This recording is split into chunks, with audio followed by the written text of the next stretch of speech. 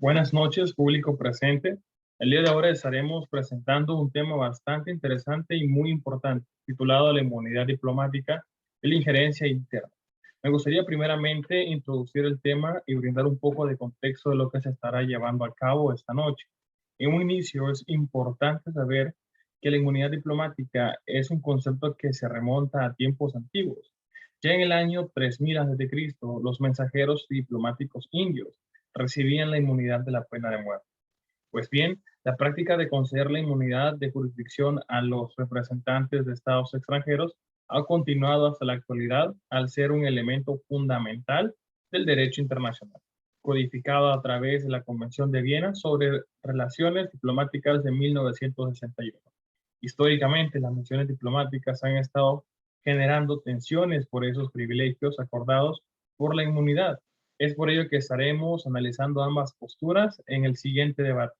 Para ello nos acompañan Valeria Alvarenga, Stephanie Saldaña y Sofía Solorzano, quienes estarán defendiendo la postura, y también Jennifer Flores, Marielos Hernández, quienes estarán en contra. Las reglas son simples: no interrumpir, esperar el turno para hablar, un tiempo por intervención de 2 o 3 minutos y no salirse del tema a debate. De esta manera damos inicio dándole la palabra a la parte a favor. Buenas noches a todos, mi nombre es Valeria Alvarenga. Como primera intervención a favor, queremos dar a conocer la finalidad por la cual se ha creado esta inmunidad diplomática. Y es que en la actualidad, por definición, se refiere a los beneficios de inmunidad o inviolabilidad que goza un diplomático sobre su persona y el país donde reside y se desempeña oficialmente. La exención de impuestos de jurisdicción civil y criminal respecto a los tribunales locales e incluye el derecho de los diplomáticos y sus familias a no ser llamados a juicio y estar obligados a testificar en países extranjeros.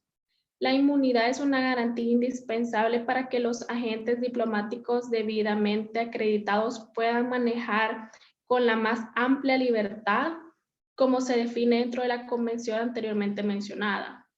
Justificando nuestra postura a favor, opinamos que hay que darles inmunidad porque son los máximos representantes de otros países acorde a sus funciones.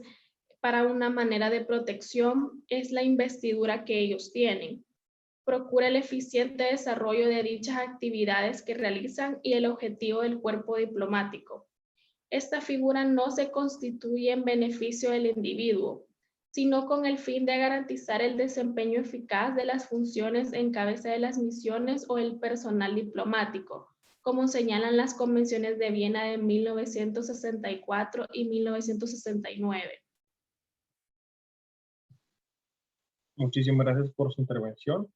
En esos momentos tiene la palabra la parte en contra. Buenas noches, tomo la palabra, mi nombre es Jennifer Flores y a partir de la finalidad de esta inmunidad justificamos nuestra postura en contra, pues se crean muchas preguntas de cuál es en realidad el alcance de los actores ya especificados anteriormente. Mencionamos esto porque dados algunos casos que investigamos también, donde la inmunidad diplomática ha sobrepasado los derechos de las personas o las mismas leyes. Entonces nosotros nos preguntamos si es válido el irrespeto al ordenamiento jurídico del Estado receptor. Y un ejemplo que podríamos brindar nosotros es en la ciudad de Nueva York, los diplomáticos pues no tienen ninguna preocupación en cuanto a las leyes de tráfico se relacionan. Pues estos no se les realiza ninguna obligación a pagar alguna multa si ellos llegaran a parquear sus automóviles en zonas donde no se permite, o si se pasan algún alto o algún semáforo en rojo, pues no tienen ninguna preocupación de que también el carro se les retire. Entonces reitero la pregunta, si es válido el irrespeto al ordenamiento jurídico del país receptor. Muchísimas gracias por su intervención. En esos momentos estaría teniendo una vez más la palabra la parte a favor. Muchas gracias por el ceder de la palabra. Mi nombre es Stephanie Saldaña y como se conoce en la investigación, nosotros hemos encontrado distintos casos en que las acciones como no respetar las leyes de tránsito puede ser un punto a discutir en contra, que muchos de estos casos presuntamente a relucir es una de las controversias de dichas situaciones de poseer una inmunidad diplomática, pero no son reales. Más bien son un mito, ya que si estos se aplican a dicho reglamento de la ley, las características y las circunstancias de cada caso deben ser interpretadas bajo los diferentes documentos oficiales como la Convención de las Naciones Unidas sobre las inmunidades jurisdiccionales de los estados y de sus bienes. Asimismo, esto se ha usado para mediar en lo que corresponde a la inmunidad diplomática y a la posibilidad de su aplicación en el seno de las relaciones, tanto laborales como mercantiles. La importancia y la prevalencia que tiene la Convención de Viena sobre las relaciones diplomáticas y la Convención de Nueva York, en esta se concluye que los estados deben respetar la inmunidad diplomática y otorgar determinados privilegios y algunas exenciones frente al actuar de sus órganos judiciales de quienes la poseen.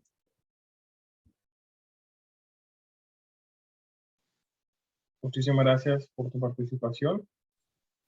En esos momentos, una vez más, tendría la palabra la parte en contra.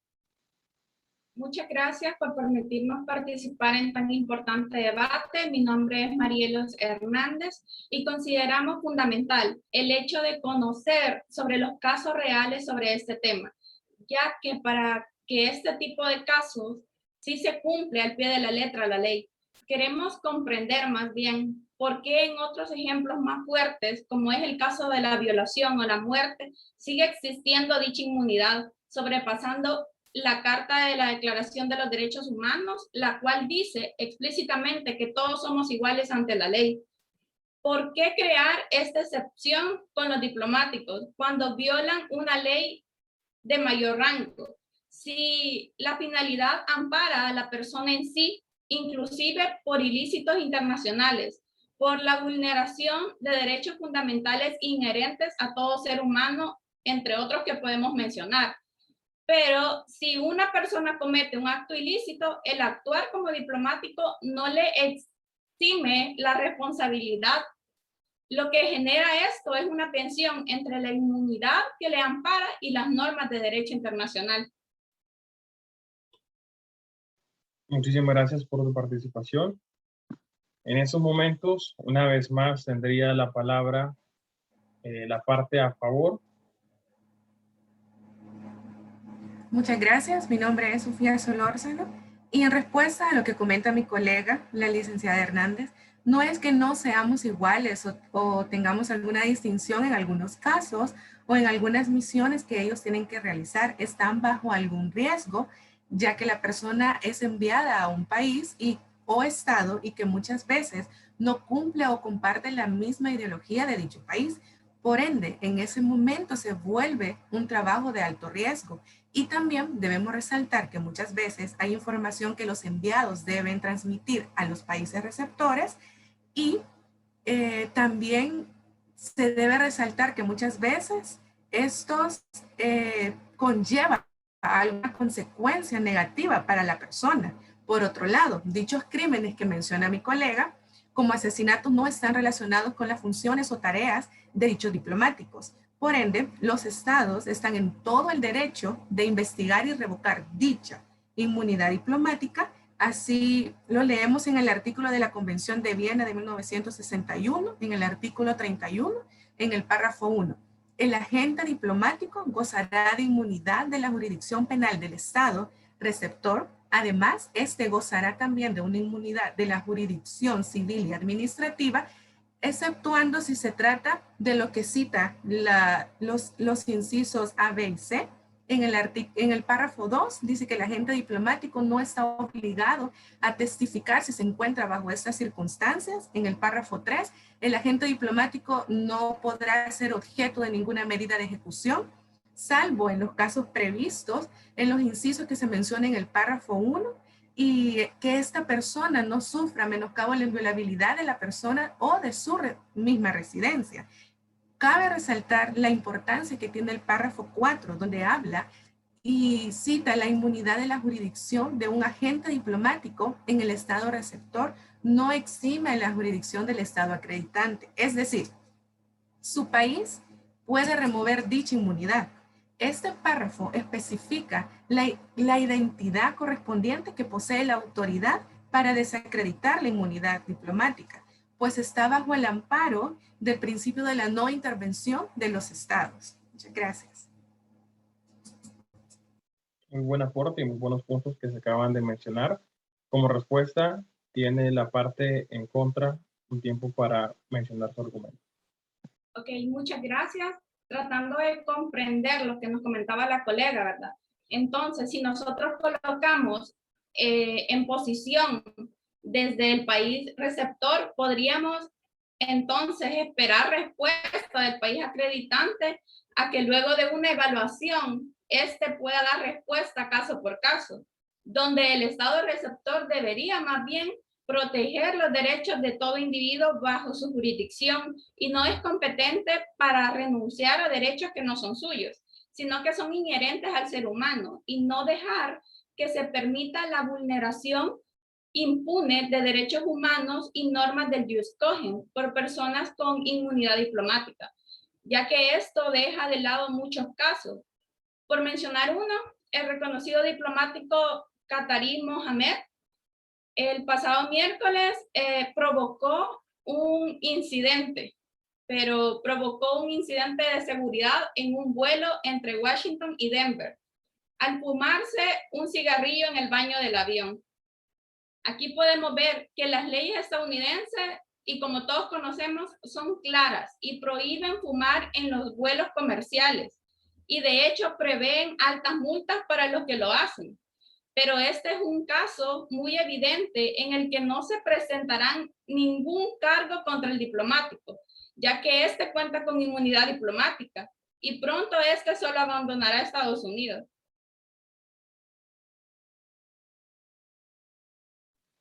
Muchísimas gracias por tu participación.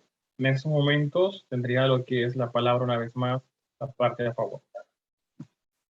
Muchas gracias por el cede de la palabra. Hasta el momento no hay otro mecanismo que nosotros podamos seguir con este procedimiento y por lo tanto hay que regirse exclusivamente a lo que estipula la convención. Como se mencionó anteriormente, debido a que solo si el Estado acreditante decide privar de inmunidad al agente diplomático, entonces solo sí se podrá ser juzgado, pero su colaboración en este caso sería totalmente imposible.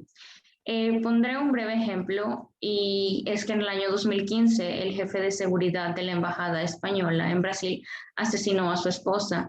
Ante dichos sucesos fueron involucrados el embajador y el gobierno español comunicó a las autoridades brasileñas su disposición de retirarle la inmunidad diplomática al comisario para que pueda ser juzgado en el país de origen, Brasil. Por otro lado, el Estado receptor también puede expulsar a un diplomático de su territorio. Como en otro ejemplo, el gobierno de Nueva Zelanda expulsó en el año 2017 a un diplomático estadounidense que investigando fue por un delito después de que en Washington él decidiera no retirarle la inmunidad. En uno de los artículos, para ser específica, en el 37, el Estado acreditante puede renunciar a la inmunidad de jurisdicción de sus agentes diplomáticos y de las personas que gocen de inmunidad. Asimismo, la renuncia debe ser siempre expresa y la renuncia de la inmunidad de jurisdicción respecto de las acciones civiles o administrativas no ha de entenderse que la renuncia a la inmunidad tiene que tener con ejecución del fallo, para lo cual será necesario una nueva renuncia. En total serían 2 nuevas renuncias. Asimismo, cuando estos países han firmado el acuerdo, ellos han aceptado proseguir todos los procesos a excepción de los mencionados anteriormente. Muchísimas gracias por su participación. Hasta el momento se han presentado muy buenos argumentos, pero para ir concluyendo vamos a otorgar lo que es 1 minuto a cada uno de los grupos para que armen, establezcan y planteen lo que es un argumento final para ir concluyendo cada una de sus ideas. Voy a estar dando 1 minuto para que los grupos formulen su último argumento.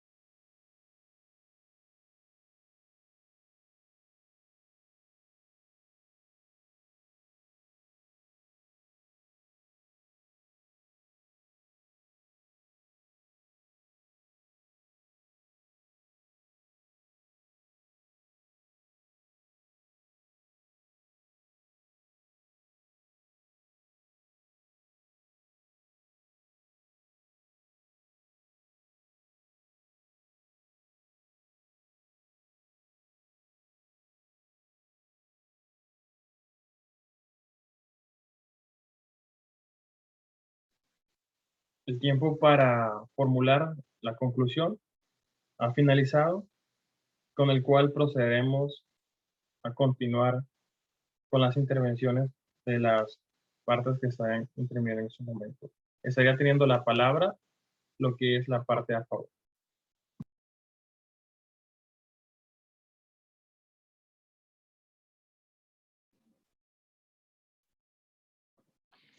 Como conclusión, podemos destacar que entre estos objetivos y propósitos está el fortalecimiento de lazos diplomáticos entre el país que representa el diplomático y su país de destino.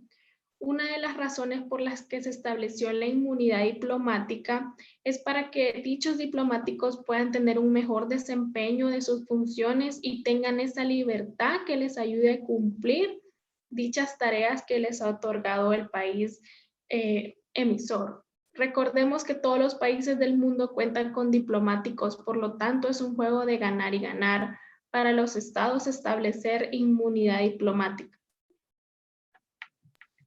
Muy buena conclusión y muchísimas gracias por su participación.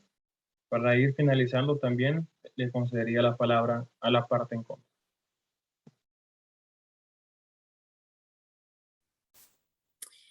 Pues concluimos que el presente aporte deja en evidencia el hecho de tanta libertad para el diplomático, pues este puede generar una serie de problemas en términos de responsabilidades al momento de realizar determinadas acciones, pues ya que estos no reciben ningún tipo de castigo o multa.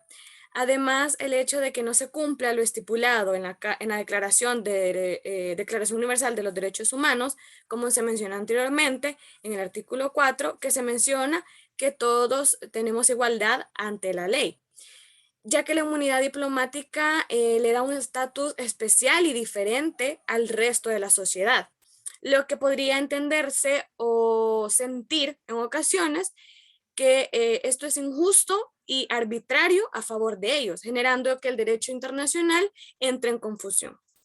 En cualquier caso, esto demuestra claramente la manera que la inmunidad diplomática protege a estas personas de ser enjuiciadas de forma ilimitada si el país de origen no coopera con las autoridades del Estado anfitrión.